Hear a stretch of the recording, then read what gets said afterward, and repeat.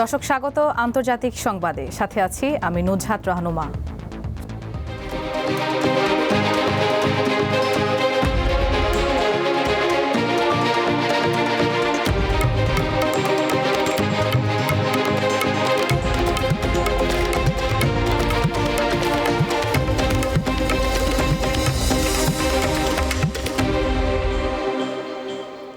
ফিলিস্তিনের অধিকৃত পশ্চিম তীরে বড় ধরনের অভিযান শুরু করেছে ইসরায়েল।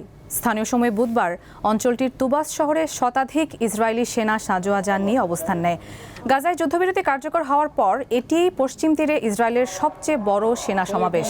শহরটিতে ঢুকেই সেখানকার কিছু ফিলিস্তিনি বাসিন্দাকে সরে যাওয়ার নির্দেশ দেয় নেতানিয়াহুর সেনারা। তুবাসের গভর্নর জানান, ইসরায়েলি বাহিনী হেলিকপ্টার থেকেও গুলি ছুড়েছে।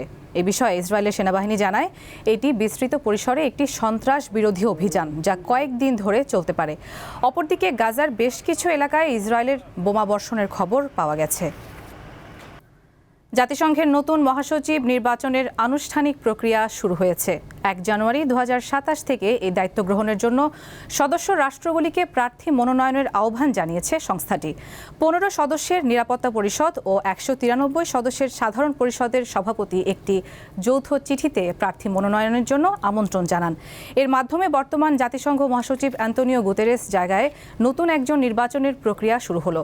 চিঠিতে সদস্য রাষ্ট্রগুলোকে নারী প্রার্থী মনোনয়নের ক্ষেত্রে উৎসাহিত করা হয়েছে।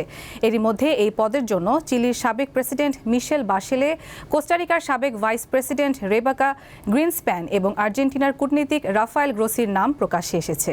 তবে চূড়ান্ত প্রার্থী নির্বাচন করতে 5 স্থায়ী সদস্য যুক্তরাষ্ট্র, রাশিয়া, যুক্তরাজ্য, চীন ও ফ্রান্সের একমত হতে হবে। হংকংয়ে একটি বহুতল ভবনে অগ্নিকাণ্ডে অন্তত 44 জন নিহত হয়েছেন। এখনও নিখোঁজ রয়েছেন কমপক্ষে 279 জন। স্থানীয় সময় বুধবার দুপুরে শহরের তাইপো এলাকার 32 তলা একটি ভবনে আগুন লাগে, যা রাতেও জ্বলতে দেখা যায়। ফায়ার সার্ভিস জানায়, ওয়াং ফুক কোর্ট নামের আবাসিক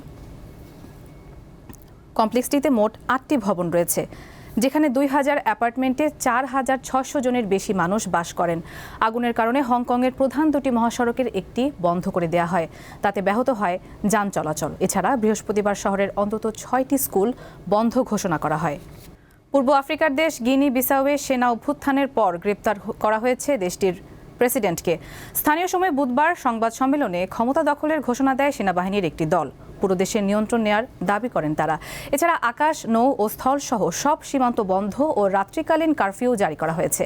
এর আগে বুধবার দেশটির প্রেসিডেন্ট প্যালেস, স্বরাষ্ট্র মন্ত্রণালয় এবং নির্বাচন কমিশনের সদর দফতরের কাছে গোলাগুলির শব্দ শোনা যায়। চলতি সপ্তাহে গিনি বিসাওয়ে প্রেসিডেন্ট নির্বাচন অনুষ্ঠিত হয়। তীব্র প্রতিদ্বন্দ্বিতাপূর্ণ ওই নির্বাচনে 2 শীর্ষস্থানীয় প্রার্থীর প্রত্যেকেই নিজেকে বিজয়ী বলে ঘোষণা দেন। বৃহস্পতিবার নির্বাচন কমিশনের ফলাফল ঘোষণার কথা ছিল, কিন্তু তার আগেই অভ্যুত্থান ঘটিয়ে নির্বাচনী প্রক্রিয়া স্থগিতের ঘোষণা দেয় সেনাবাহিনী। থাইল্যান্ডের বন্যায় মৃতের সংখ্যা বেড়ে 33 জনে দাঁড়িয়েছে। ত্রাণ ও মেডিকেল সামগ্রী পৌঁছে দিতে 20টি হেলিকপ্টার ও 200 নৌযান নিয়োগ করেছে থাই কর্তৃপক্ষ। দক্ষিণাঞ্চলে বৃষ্টির পূর্বাভাস থাকায় পরিস্থিতি আরও খারাপ হতে পারে বলে সতর্ক করেছেন আবহাওয়াবিদরা। বন্যার কারণে বিচ্ছিন্ন হয়ে পড়া অঞ্চলগুলোর হাসপাতাল থেকে গুরুতর অসুস্থ রোগীদের সরিয়ে নিতে হেলিকপ্টার ব্যবহার করা হচ্ছে। বন্যায় দেশটির 9টি প্রদেশের 9,80,000 বাড়ি ও 27 লাখেরও বেশি মানুষ ক্ষতিগ্রস্ত হয়েছেন। সবচেয়ে বেশি ক্ষতি হয়েছে হ্যাট ইয়াই শহরে। রয়টার্স জানিয়েছে, গেল কয়েকদিনের বিরামহীন ভারী বৃষ্টিতে থাইল্যান্ডের 9টি প্রদেশ ও প্রতিবেশী মালয়েশিয়ার 8টি প্রদেশ প্লাবিত হয়। ভিয়েতনামে আছে বিস্ময়কর এক ধূপকাঠি গ্রাম। এই গ্রাম অর্থনৈতিকভাবে শক্তিশালী হয়ে উঠেছে শুধু ধূপকাঠির কারণে। কাং ফু চাও নামক এই গ্রামে ঢুকতেই চোখ ধাঁধিয়ে যায় নানা রঙের ধূপকাঠিতে, যা গ্রামটির সৌন্দর্য বাড়ানোর পাশাপাশি সেখানকার মানুষের আর্থিকভাবে শক্তিশালী করে তুলেছে। বিশ্বের অনেক দেশেই ধূপকাঠি জ্বালানো একটি গুরুত্বপূর্ণ রীতি। বিশেষ করে হিন্দু ধর্মে পূজা অর্চনার একটি গুরুত্বপূর্ণ অংশ এটি। ধূপকাঠি সাধারণত ধর্মীয় রীতি, মানসিক শান্তি এবং পরিবেশে নেগেটিভ শক্তি দূর করে বলে বিশ্বাস করেন অনেকেই। তবে ভিয়েতনামের একটি গ্রাম অর্থনৈতিকভাবে শক্তিশালী হয়ে উঠছে শুধুমাত্র ধূপকাঠি বিক্রি করেই। ভিয়েতনামের রাজধানী হ্যানয়ের উপকণ্ঠে অবস্থিত কাংফু চাও নামক গ্রামটিতে যত দূর চোখ যায় শুধু রঙিন ধূপকাঠি দেখতে পাওয়া যায়। গ্রামটি মূলত রঙিন ধূপকাঠি তৈরির জন্য ব্যাপক পরিচিত এবং পর্যটকদের কাছে খুবই জনপ্রিয়। এই গ্রামে শত বর্ষ ধরে ধূপকাঠি তৈরির ঐতিহ্য রয়েছে, যা এটিকে ধূপকাঠির গ্রাম হিসেবে পরিচিতি দিয়েছে। ধূপকাঠি সাধারণত কালো রঙের হলেও ভিয়েতনামের ধূপকাঠিগুলো রঙিন। 3টি রং লাল, সবুজ ও হলুদ হয় এখানে তৈরি ধূপকাঠিগুলো। গ্রামের বেশিরভাগ বাড়ির বাইরে ফাঁকা জমিতে ধূপকাঠি শুকিয়ে রাখার দৃশ্য দেখা যায়। নানা নকশায় ধূপকাঠি সাজিয়ে শুকাতে দেওয়া হয়, যা মুগ্ধ করে পর্যটকদের।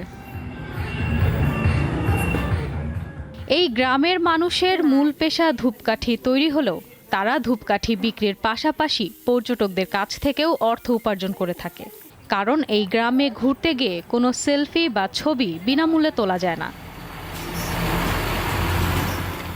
যেসব পর্যটকরা এসব রঙিন ধূপকাঠির সঙ্গে ছবি বা সেলফি তুলতে চান, তাদের কাছ থেকে টাকা নেন স্থানীয়রা। ছবি তুলতে নেওয়া হয় স্থানীয় মুদ্রায় 50,000 ডং, যা বাংলাদেশি মুদ্রায় 250 থেকে 300 টাকা। ছবি তুলতে পর্যটকদের টাকা গুনতে হলেও এখানে ধূপকাঠির দাম খুবই কম। এ কারণে বেড়াতে আসা পর্যটকরাও প্রচুর পরিমাণে ধূপকাঠি কিনে নিয়ে যান। ইশরাত সুমা, দীপ্ত বার্তা কক্ষ। দর্শক, এই ছিল দীপ্ত আন্তর্জাতিক সংবাদে। আমাদের পরবর্তী আয়োজন দীপ্ত জেলা সংবাদ দেখার আমন্ত্রণ। এতক্ষণ সাথে থাকার জন্য সবাইকে ধন্যবাদ।